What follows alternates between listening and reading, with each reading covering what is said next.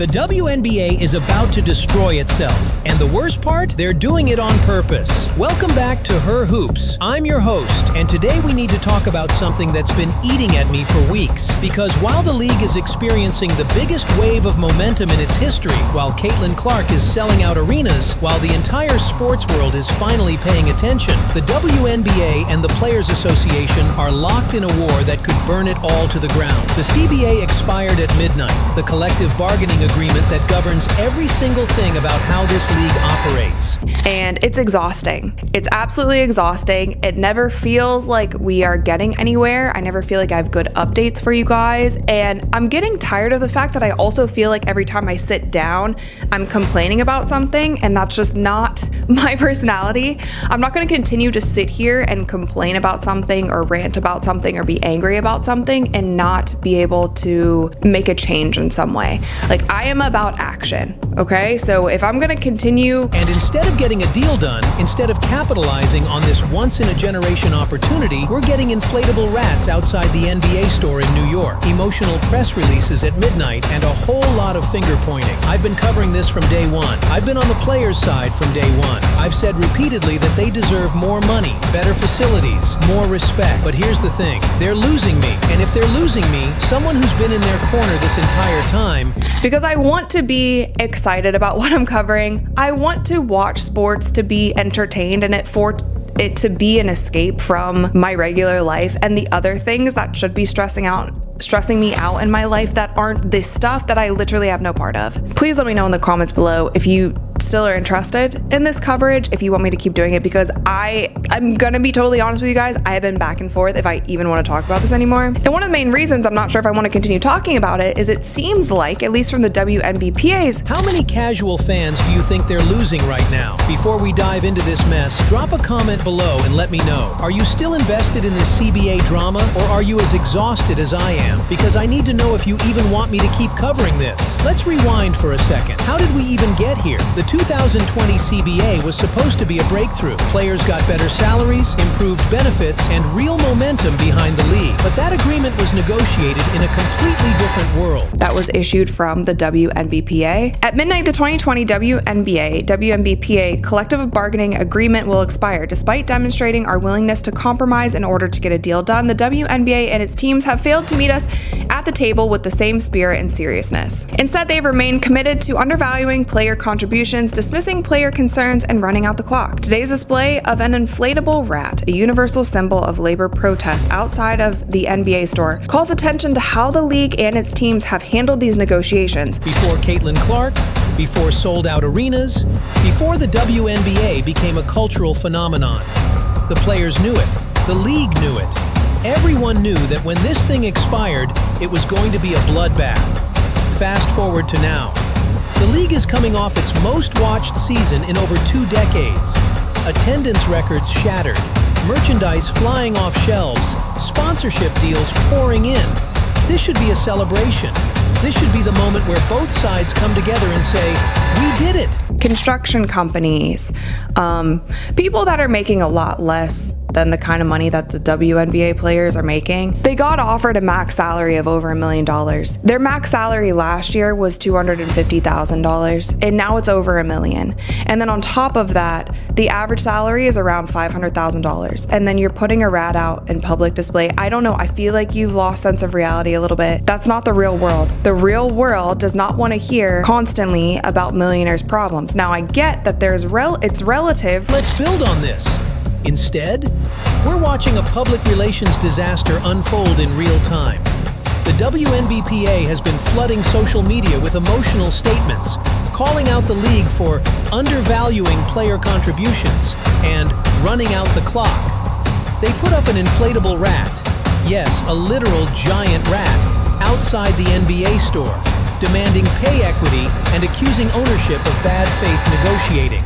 The players need to get paid more. They need to write in exclusivity for these off-season leagues. They need to lengthen the season. They need to take the players seriously, and they need to start acting like a professional sports organization. I have been saying that from the beginning. I have been on the side of the players. Get them paid more so that we can get a better product. That has been me from the beginning. The players are losing me, though. Meanwhile, the league has stayed relatively quiet, releasing short professional statements about wanting to significantly increase players' salaries and support long-term growth.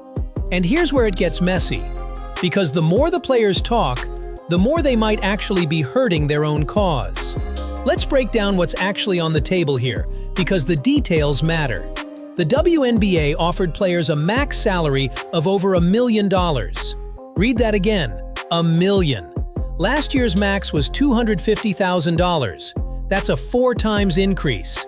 The average salary would jump to around $500,000. For context, that's life-changing money for the vast majority of Americans. But the players? They called it a slap in the face. They said it was like putting lipstick on a pig. Now here's where it gets technical. The players aren't just asking for higher salaries, they're demanding a completely different revenue structure. They want 30% of gross revenue, meaning they get paid before the league covers any expenses. The WNBA countered with 70% of net revenue, which means the league pays its bills first, then players get 70% of what's left.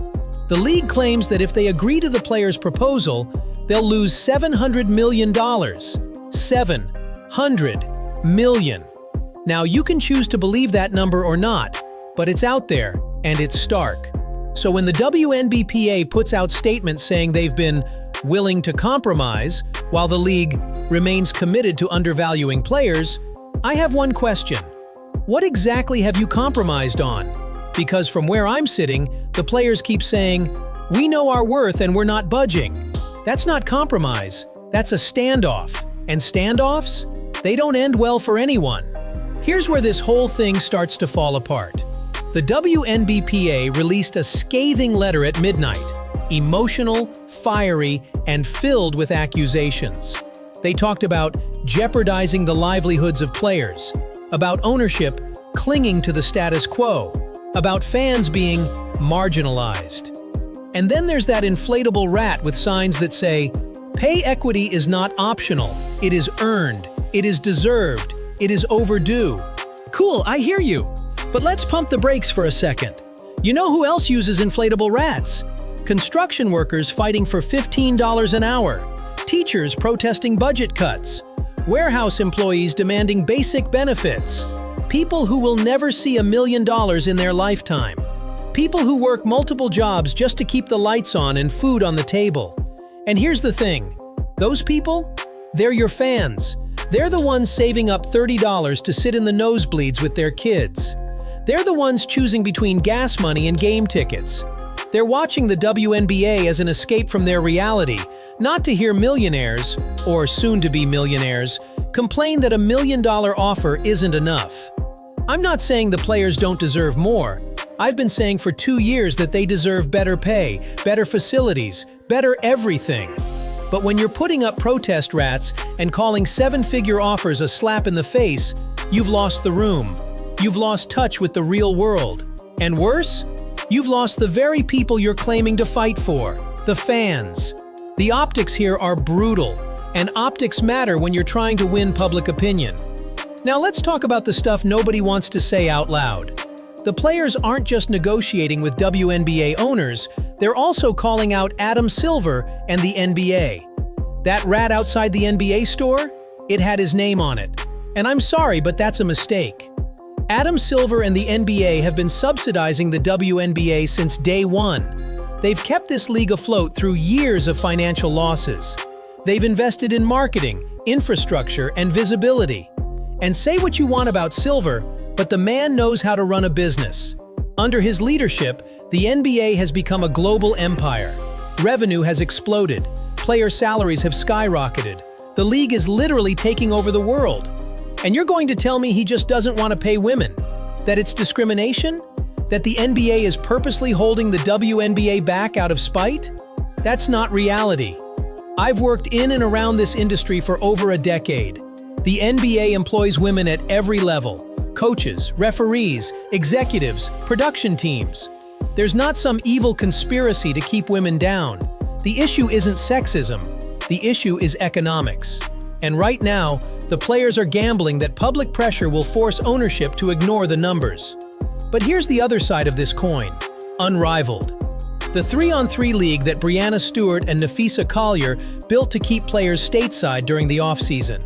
It was supposed to show that women's basketball could thrive, that players could command serious money, that there was a hunger for this product year-round. And guess what? The owners are watching those numbers very closely. Year 1, Unrivaled averaged over 300,000 viewers. Year 2, without Angel Reese, less than 200,000. That's a massive drop. And it's telling ownership something they've suspected all along. This might be a bubble. The momentum might be tied to specific stars, Caitlin, Angel, a handful of others. And without them, the league struggles. That's not a narrative the players want out there, but it's the reality ownership is staring at while they decide how much money to commit long-term. Let's zoom out and talk about what's really at stake here, because this goes way beyond just money. The WNBA doesn't even have a schedule yet. Think about that. We're in mid-January. The season is supposed to start in a few months, and there is no schedule. You know what that means? Arenas don't know when to block out dates. The Indiana Fever can't book the bigger venues they need to accommodate the Caitlin Clark effect. The Atlanta Dream can't secure State Farm Arena instead of their tiny home court. And here's the kicker. Those arenas aren't going to wait. They're going to book concerts, conventions, other sporting events. They're going to move on. And when the WNBA finally gets its act together, they're going to be stuck playing in smaller venues, losing out on massive revenue from ticket sales, and scrambling to make up the difference. Breanna Stewart said she hopes they have a deal done by February 1st. February 1st. That gives the league barely any time to organize a professional season. And some WNBA reporters are out here saying, well, maybe a shortened off-season could be exciting. Are you kidding me? What reality are you living in? This is a league that has struggled with basic logistics for years. Jersey misprints, marketing disasters, poor communication. And you think a 3-week off-season is going to be fun and exciting instead of a complete organizational nightmare? The delusion is unreal. But here's the bigger issue. The new fans. The ones who showed up because of Caitlin Clark, because of Angel Reese, because the WNBA finally broke through culturally. They're being pushed away. They've been called names, accused of being toxic, investigated, and shunned by players and media alike. But those same fans are the reason the players have leverage right now. They're the reason arenas are sold out. They're the reason viewership is up. And now, after being told they don't belong, those fans are watching this CBA circus and thinking, why would I invest emotionally in this league? The WNBA is cannibalizing its own momentum. And for what? A public negotiation that benefits no one. So here we are. The WNBA had everything. Everything. A breakout superstar in Caitlin Clark. Record-breaking attendance. A cultural moment bigger than anything the league has ever seen. Momentum that could have carried this league into a new era of legitimacy, profitability, and respect. And instead of seizing that moment, instead of locking arms and building something that lasts, we're watching both sides tear it apart in real time. And I'm exhausted. I'm exhausted from covering this. I'm exhausted from watching the players lose the public with emotional press releases and inflatable rats. I'm exhausted from seeing a league that should be celebrating squander every ounce of goodwill it's earned. I've been on the players' side from day one. I've advocated for higher salaries, better facilities, longer seasons, all of it. But you're losing me. And if you're losing someone who's been in your corner this whole time, you're losing everyone else too. Here's my advice, and I'm saying this as someone who genuinely cares about the future of women's basketball. Keep it in-house. Stop with the public statements. Stop with the clapback lines and the name-calling. Stop trying to win a PR war and start trying to win a real negotiation. Get back to the table, get a deal done, and then you can celebrate, promote the league, and give fans something to be excited about. Because right now, all we're getting is chaos. And chaos doesn't sell tickets. It doesn't build fan bases. It doesn't secure the future of this league. The WNBA is at a crossroads. One path leads to long-term growth, financial stability, and legitimacy. The other leads to a shortened season, fractured fan base, and wasted potential. and I'm begging both sides to choose the right one before it's too late. If you made it this far, drop a comment and let me know what you think. Are the players right to hold the line? Is ownership lowballing them? Or is this whole thing a disaster that both sides are responsible for? Hit that subscribe button if you want more honest, no BS coverage of the WNBA here on Her Hoops. Because I'll keep telling the truth, even when it's uncomfortable. This league deserves better. The players deserve better. The fans deserve better. Let's hope they figure it out before there's nothing left to save.